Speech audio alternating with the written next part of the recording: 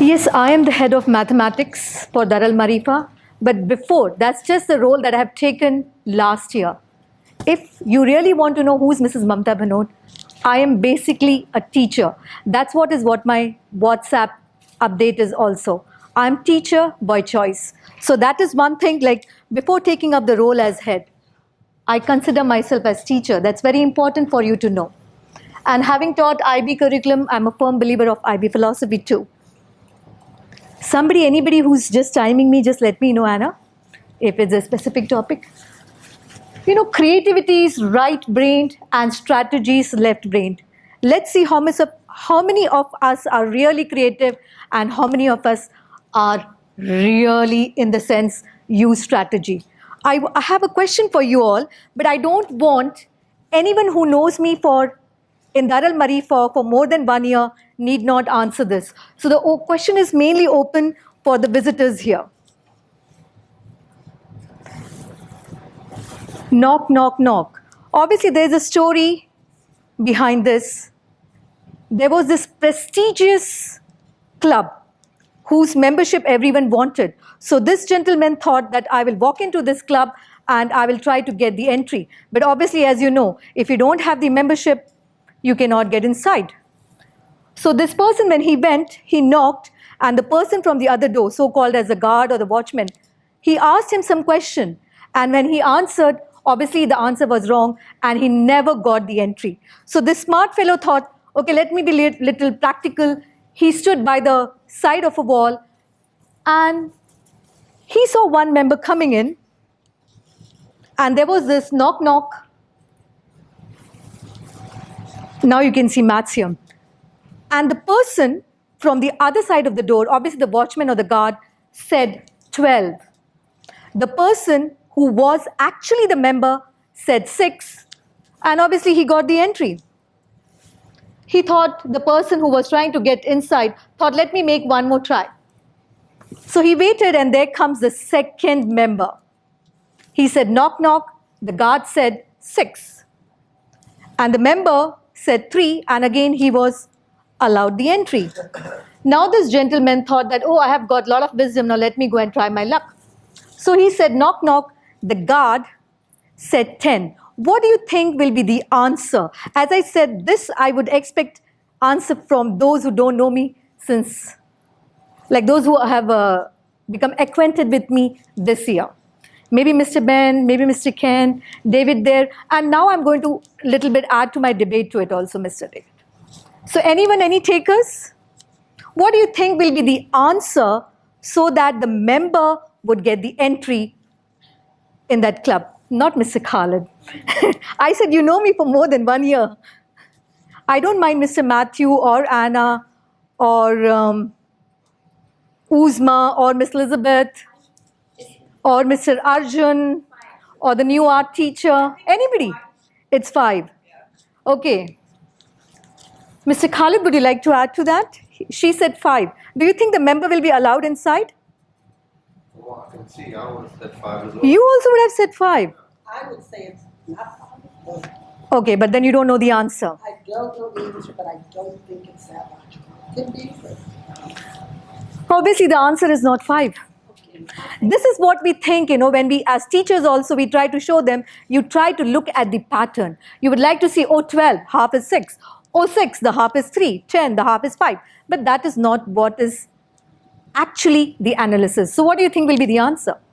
Anyone still want to take? Time constraint. Yes, Mr. Matthew? 0. Okay, 5. I love that 0 number because it's considered that Indians invented it. There comes your so-called being an hardcore Indian. Anyone else? No? That's not the correct answer? No. Let me get some feedback from the art teacher or maybe the maths teacher. Come on, quick. I'm going to assume that perhaps you're doubling, so 20. Okay, that's not bad. Assume. Now let's look at the logic side. As I said, because of time constraint, we are going to move ahead. Maybe Nice to see you, Hanadi. Mamta will say 10. Huh? 10. No. I'm saying higher. Another person is saying higher. No. Good logic, but How many of you considered yourself as literate? That means you can read and write. Can anyone spell 12 for me? Mr. Ben, how do we spell 12? Can you spell it for me? TWE. T-W-E-L-B. How many letters are there? 6. How many letters are there in 6? How many letters do you think will be in 10? 3. So that is the answer. So you see, it is just all about the perception. I didn't want to mentally torture you or challenge you. So how do we initiate? That is what is very important. Many people, they ask me, especially the students, Miss, why should we study maths? Just because that is going to be my career option? Because it's compulsory in school? No. Because it helps you to make correct choices. And how do I support my statement? Simple. You see, decimal have a point. So you have to learn mathematics if you want to get your point of view correct. I hope you will agree with me. It's too late now. It's too late. If learning doesn't happen, there has been no teaching. The action of learning and teaching are inseparable. That is what Dr. Jake is trying to tell us. How? What, and how? How a student learns is an impact on what a student learns, and what a student learns depends obviously upon how the student learns. And when we come in this category of how as teacher, how do we deliver that we will help the student to learn what is expected age appropriate? Little background. As I just said, we all agree that mathematics is a core compulsory subject. Hence, this subject cannot be ignored. Maybe because it affects our school rating, individual rating, it is the admission criteria for our graduates. Most students either like or they're scared of maths. Why? What is the problem? We're not going to stop here. We'll try and look what is the probable solution, and as teacher who have taken the responsibility of helping students learn, I'm not saying teaching, helping students learn mathematics, we'll try to see what our role can be. Let's focus on some of the signs of difficulties that is identified with learning mathematics. One basic thing, I hate maths. I dislike maths. The reason, because either it is there at home, from where it has come, I don't know. But most people think that for majority, mathematics is problem solving involving analytical thinking skills, which only intelligent or talented people can, or talented student can have. A complete misconception. I'm sure because you all are educated, I'm sure you all use analytical and critical thinking some way or the in your life. What is the solution? Simple. Make mathematics likable. But now how are you going to do it? Now here I want some of the maths teacher to answer. What is 1 plus 3? You skipped the one. Did I skip? I said 1 plus 3. What is 1 plus 3? 4. That's correct. But no, according to me it is 2 square. Am I wrong? No, it is 2 square. You see, again we are talking about the perception. What is 1 plus 3 plus 5? Yes? 9, it's there. Oh, it's, I think, time maybe. No, it is 3 square. What do you think? I've already got the answer here. 1 plus 3 plus 5 plus 7 is 4 square, which is 16. I did not add this time now. Can you see? Even the students won't add. This is what I'm trying to tell, that when we are teaching mathematics, we need to help students see some kind of association. It is addition, but here I'm also talking about square numbers.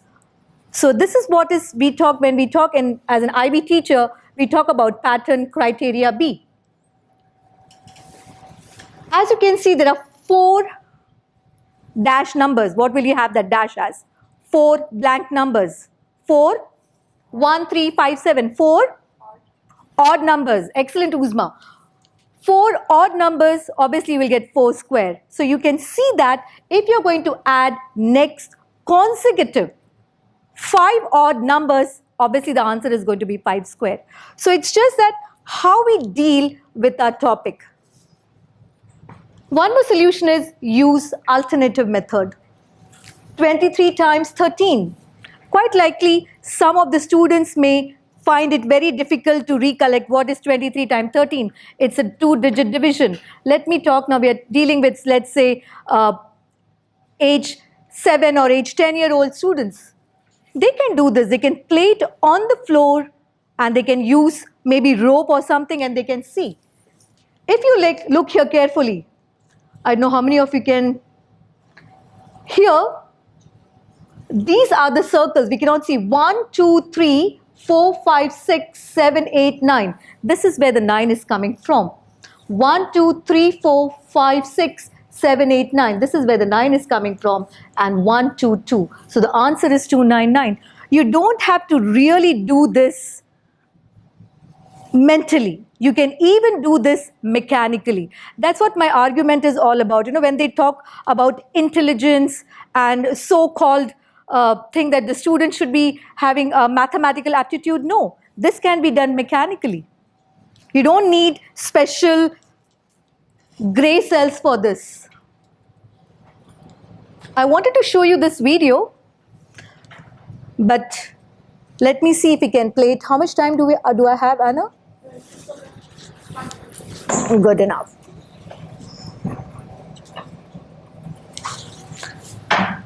This is one more, factorizing with multilink. Base 10, where we have units, tens, hundreds, and so on. Today I've been working in base 3. So I've got units, threes, nines, 3 squares. I've been working in base 5, so I've been using units and 5s and 25s or 5 squares. And if we'd been working in base X, we would have had units, X's, X squareds. So we've been trying to make rectangles in our bases. So for example, is it possible to make a rectangle that uses 2 units and 3 x's and an x squared? Well, I've been able to do it in base 3 by arranging my x squared, my 3 x's, and my 2 units in this way. And I did something very similar in my base 5 with my x squared and then my 3 5s, 3 x's, and 2 units left. So I wonder whether we can arrange x squared and 3x and 2 into a rectangle like this, whatever base we're working in. Now try to associate this. This is obviously a quadratic equation. You get the answer as x plus 1 and x plus 2. If the same child, if you're trying to tell them factorization using sum and product method or some technical word, quite likely the child may get confused. We can even have this. You can see here, if this is x plus 1, x plus 2, that is what is the factor. So it's just again how you help your children to look at it. I'm not going to play this video. Now, second factor, unfortunately, David has left because I had a very valid point to debate with him. Individual factor. And how do we solve this individual factor? Yes, it has been proven by expert psychologists that children do have learning disabilities. And this may be associated because they're more of audio learner or visual learner and kinesthetics. So this problem does exist. But then how do we tackle this? We keep talking about differentiation, a big term as an IB teacher, we keep talking about it. We try to look for the evidence in our unit planner. So how can we make it student-centered? This is the solution. This is quite our normal classroom training. I can't see from here. Please explain the last concept. Can we have bio break? This is what students will keep asking you because they are not engaged. So we will have a detailed discussion about how to make it more audio and visual. I gave you some more examples which I showed you on the video. So when you're showing them an audio video, obviously they can relate it. When you're giving them hand-on activities, they can certainly learn the concept. Now, problem area is interpreting complex mathematical language. This is what I have seen as IB teacher, that student, when it comes to solving test paper, they're very good till level 1 and 2, 3 and 4, 5 and 6. The moment you give them unfamiliar word problem, they get stuck. And same story, we can see it in Dar al Marefa also. So as a teacher, how do I make my mathematical language simple? We'll make it very easy. Basically, if you use these 3 steps, symbols, formula, concise use, terminology, yes. But how do we break this? I would like to add, because we have some PYP teachers here also. When I talk about symbol, what is your understanding of symbols in mathematics? Now let me be subject specific. What do you mean by symbols in maths? Unknown. Unknown. Okay, those are the variables, correct. Yes, Arjun, what do you think are symbols in mathematics? Hanadi? What do you think are the symbols? X, Y, Okay, X, Y, Z. Yes. True, no doubt. Those are terminology. When we talk about symbols, it's simple. Plus, minus, greater than, less than, equal to, inequality. Those are the basic symbols. If our children, they don't know symbols, how do you expect them to at least attempt or even make an attempt to solve a complex word problem? They don't understand symbols. So we have to, like as a team leader, we have to make sure that we work in collaboration with PYP and build this up. The step 1 we need to do in our school is build up the understanding of symbols. Then comes formula.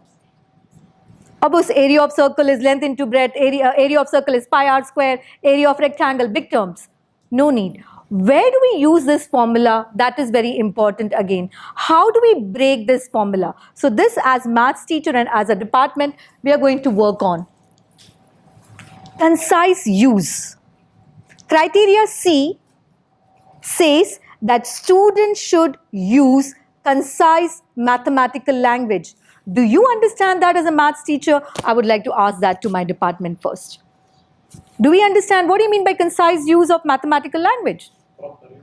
Proper use. What do you mean by proper? If you're talking to me as a student, I don't understand what is concise use. Convert the verbal expression into numbers and numbers. That is a concise use. In a way, yes, but we have to get into the in-depth meaning of what do we exactly mean by concise use of mathematical language. I have got one example. What is concise use? I've just got like constructing a table, identifying variable, drawing well-labeled diagram. So we should make sure that our student moves from basics to the final goal of understanding what do you mean by concise use of mathematical language. The cost of taxi ride for X kilometer is given by equation 2x plus 10. Simple word problem. But any one of us, if you just give a look at it, nothing is clear to me, I can't understand anything, I'm completely blank, I don't know what it means. Why complicate it? There comes the rescue of use of graphic organizer. KWL. What do you know? So let's try this up. Even basically, somewhere or the other, we use mathematics. So what is given in this problem? What do you know? What do you know? The cost is 2 times the distance plus 10. Exactly. The cost is 2 times the distance plus 10. What is the distance? So what is changing here? What is changing?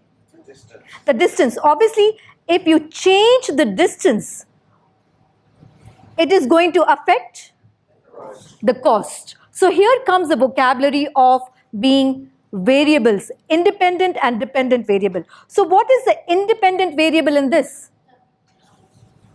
The kilometer, the distance.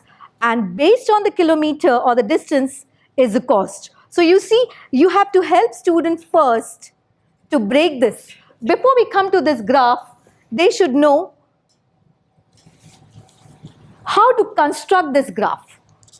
So they should know how to make the table. This is what I meant, the proper use of the table. Construct table. So you need to make X kilometer. So it is 2 kilometer, 3 kilometer, 4 kilometer, 5 kilometer. So how this is going to affect the cost? So 2 kilometer, if I multiply 2x with 10, it's going to be 12. And then I'm going to help student convert this table, identify the variable. Once you know what is x-axis, y-axis, obviously you can draw a well-labeled diagram. The table disappeared somewhere, I don't know where. So